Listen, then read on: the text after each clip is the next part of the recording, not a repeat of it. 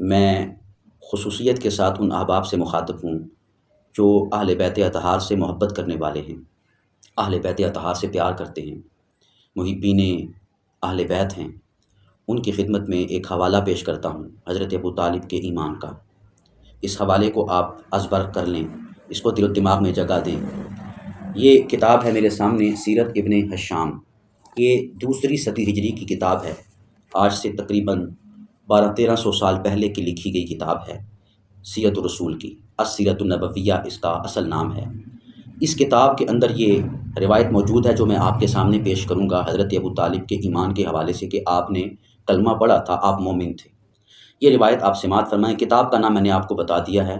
یہ ہر اردو کی کتاب جو ہے وہ اسی کتاب ہی سے لی گئی، یہ اصل ماخذ ہے تمام سیرت رسول کی کتابوں کا۔ تو اس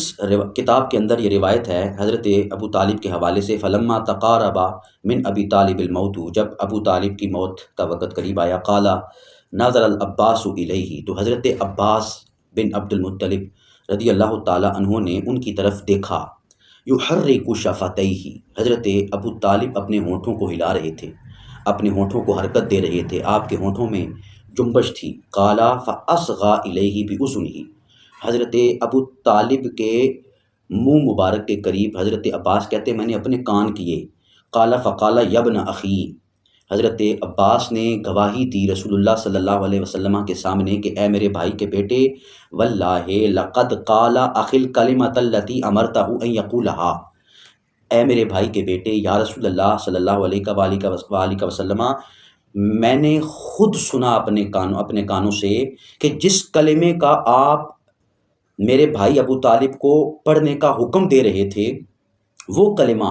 ابو طالب کے ہونٹوں پہ تھا، ابو طالب کے لبوں پہ تھا جس وقت وہ دنیا سے جا رہے تھے۔ یہ روایت میں نے آپ کے سامنے عربی کے الفاظ پڑھے ہیں، کتاب کا حوالہ پیش کیا ہے۔ احباب کرام،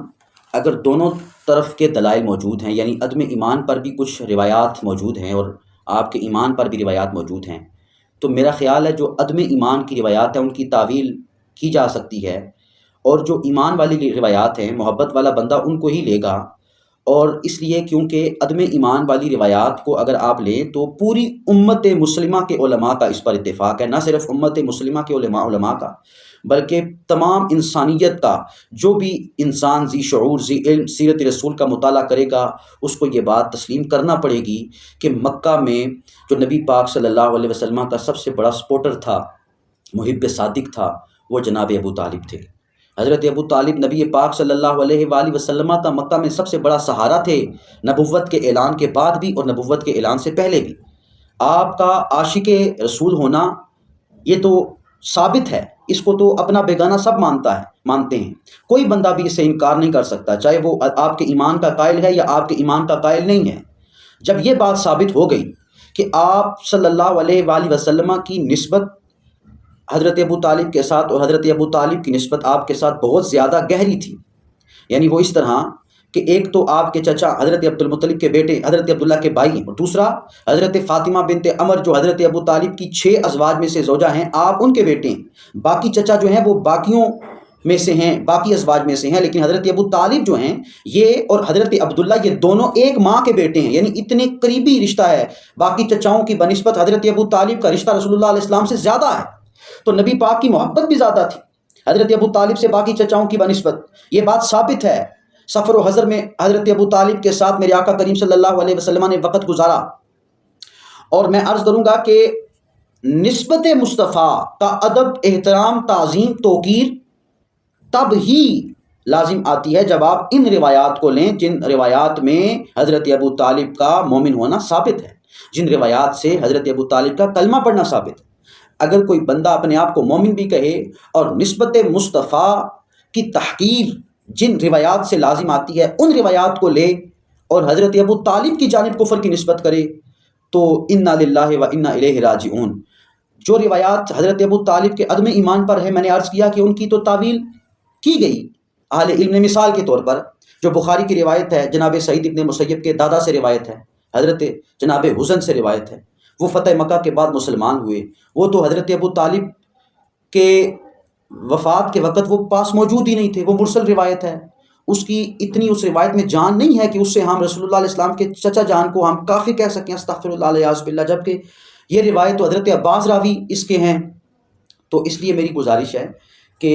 اس معاملے میں بہت زیادہ احتیاط کی ضرورت ہے، اور میں گزارش کروں گا کہ آپ کے جو محبوب ہیں جن سے آپ محبت کرتے ہیں، اگر ان کے نام کے ساتھ کوئی حضرت نہ لگائے تو آپ